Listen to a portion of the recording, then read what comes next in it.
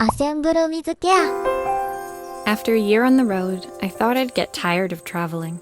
The endless clatter of railways, highways, and everything in between. But as my train pulled into the station at Bellariva, I felt every bit as excited as the first day of my journey. A whole year. It felt like a lifetime. The places I'd seen, the people I'd met, of course, the forgotten treasures I'd given a new lease of life along the way. I'm a restorer by trade. Bringing our most beloved possessions back to life is what I love to do. I'd been traveling for months, working my way from one town to the next, fixing everything from family heirlooms to VCRs. Bellariva was my chance to take a break. Unfortunately, that would have to wait until after I'd unpacked.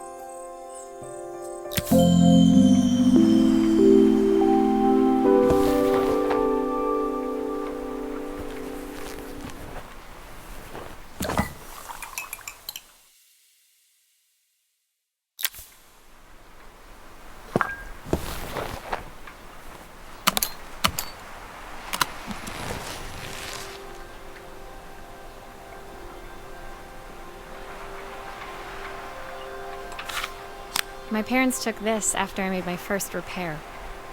Seems like a lifetime ago. The tools of my trade.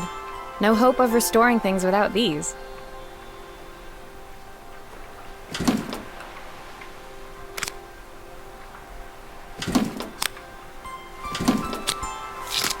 I picked up these sunglasses on my last stop. Hopefully I'm cool enough to pull them off.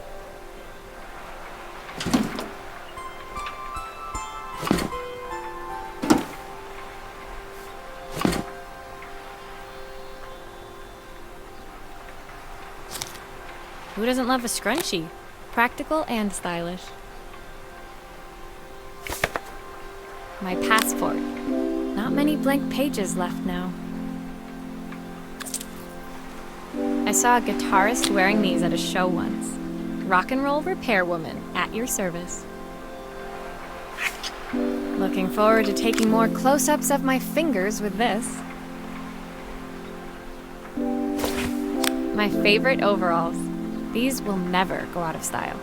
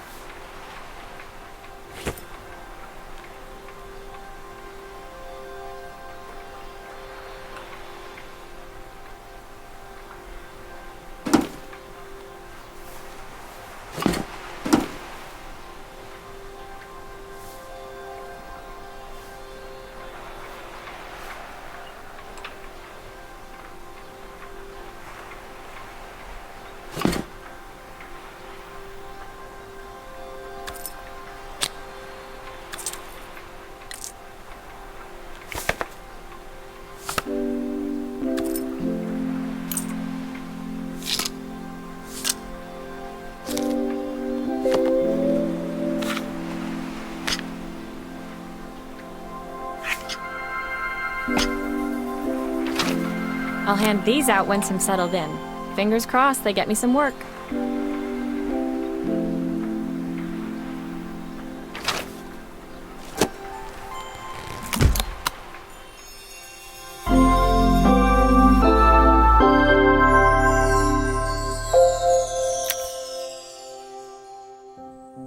Finally, I'd made it to Bellariva. I'd come for the food festival, taking place in a few days' time. After living off TV dinners and instant ramen for the last few months, I was craving a decent meal. Of course, I'd need to earn enough money to pay for it, so I figured I'd head out the next day and find some work. My parents never wanted me to go. They wanted me to stay in their shop and have a simple, stationary life. I knew there was a world out there, beyond the four walls of our antique store, that I had to be a part of. I daydreamed constantly about the weird and wonderful places each of our antiques came from. I loved figuring out their stories, revealing the memories hidden beneath the screws and wires. My story in Bellariva began with a little girl, and a voice she was longing to hear.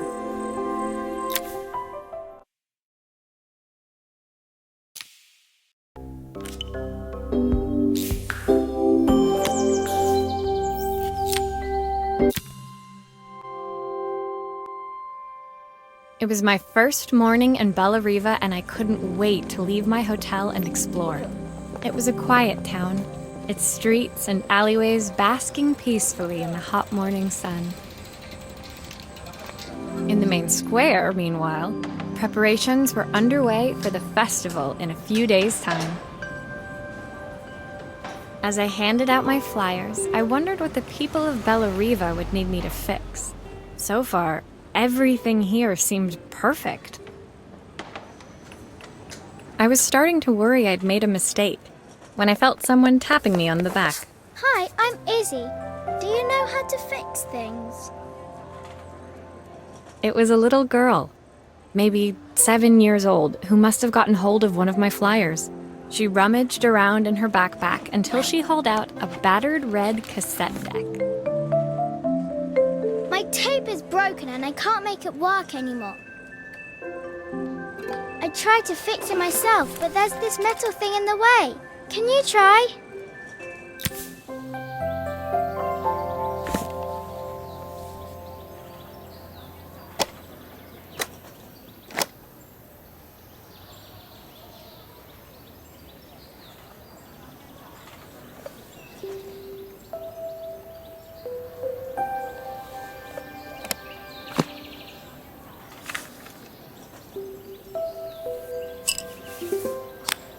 Why did you do that?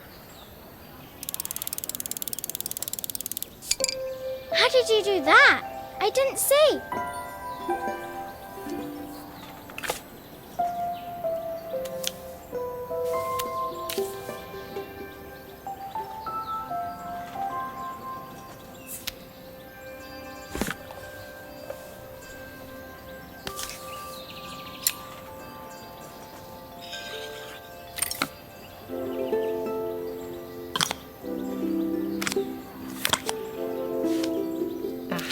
Those batteries look like they need replacing. Luckily, I have some spares.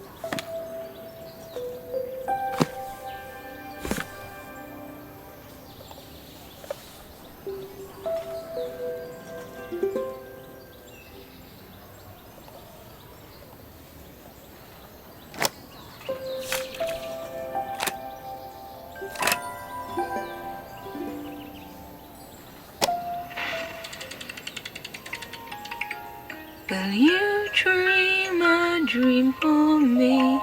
If I sit by your side and hold you so tight, know that When it finished, Izzy picked up the tape deck and tucked it carefully into her backpack. Thanks, Maria. You're the best person at fixing things ever. No problem. Who was that singing? They're very good. It's my mum. She's not here anymore.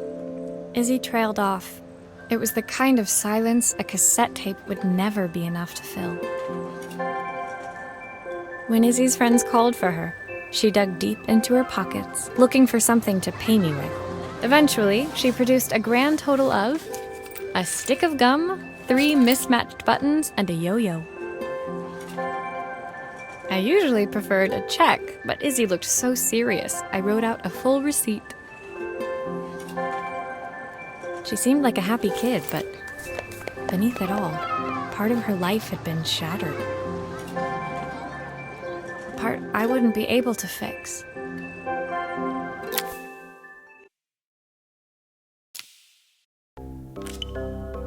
じゃあまたね。